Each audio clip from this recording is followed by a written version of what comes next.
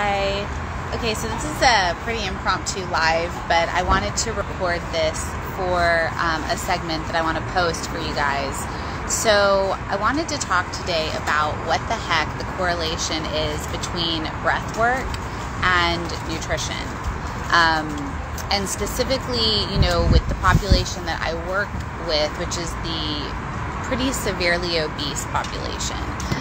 Not that breath work is only needed for that population, but why it's so vitally important that we do the breath work for these types of clients. And I think I get a lot of confusion and a lot of confused people that just don't understand what the value of breath work is while working with people that have weight issues, people that have health issues, things like that.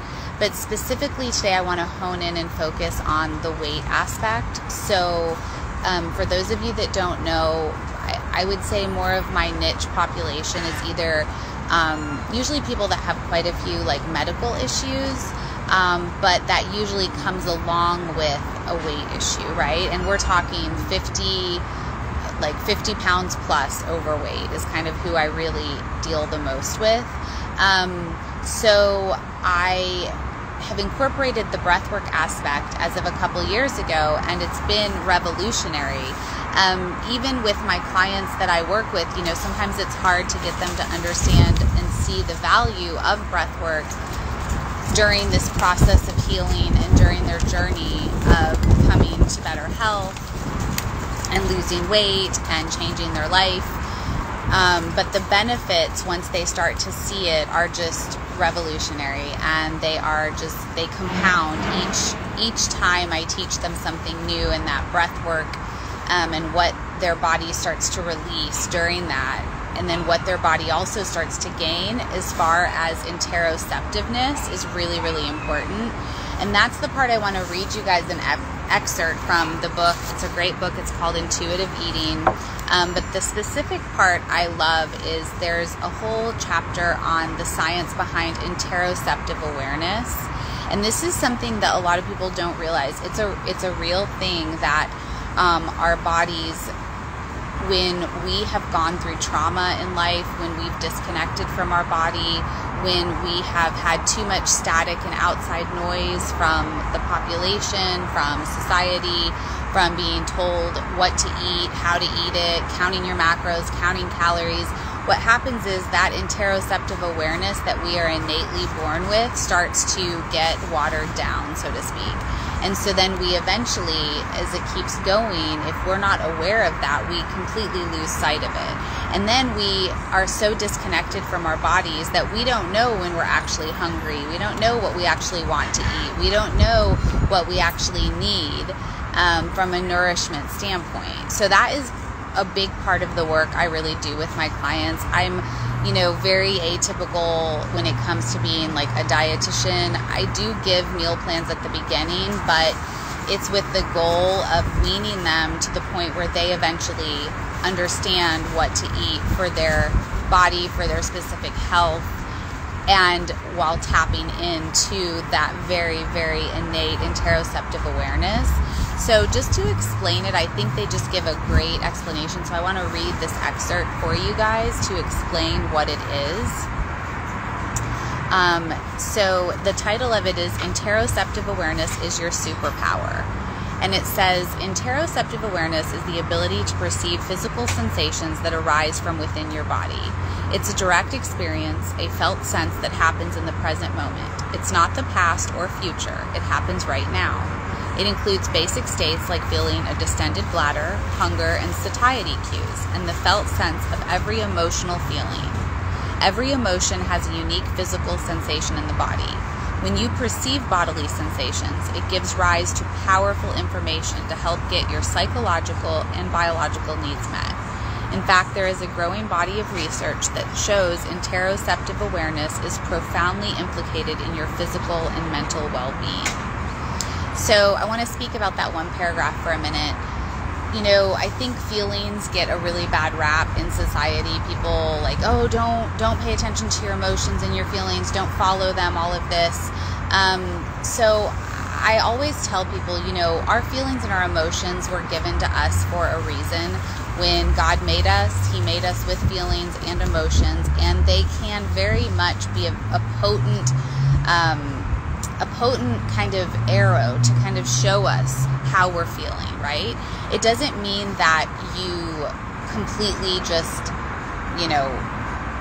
follow every emotion, every feeling you get, but it does mean that you do need to pay attention to them, because when feelings and emotions come up and when you're triggered, if you start watching, there's usually a pattern in that, and that pattern is usually something really powerful that we can then learn from, and we can then, navigate and change if needed.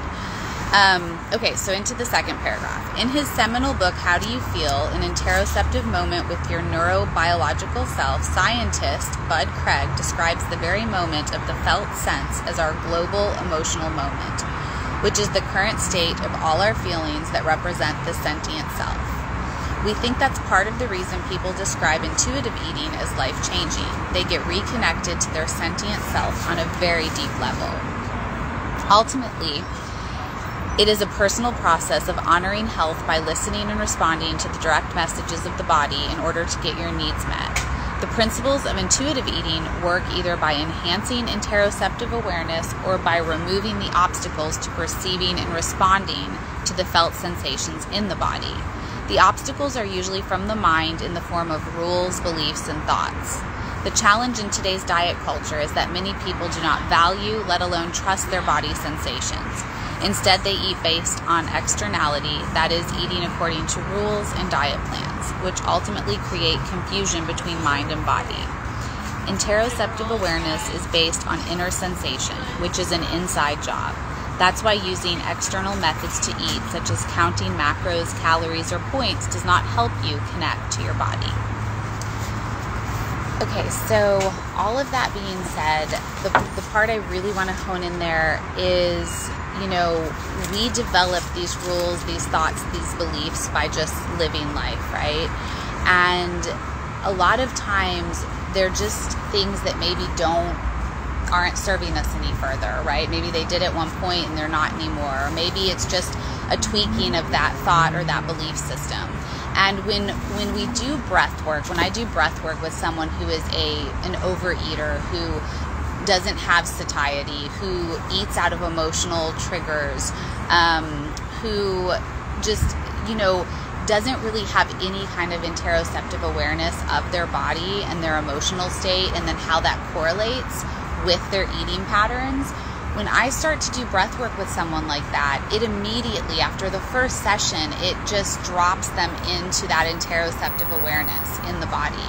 Because when we quiet the mind down, when we focus on the breath, when we allow the breath to be this conduit of awareness and light in the body, we start to realize, I can feel my heart beating. Oh, my stomach, when we go through that meditation during that breath work, I feel it right here in my stomach, or I feel it in my lower back, or whatnot. And so as we go through each breathwork session, that really starts to open up a whole new world for them of being able to cue into their body and their sensations.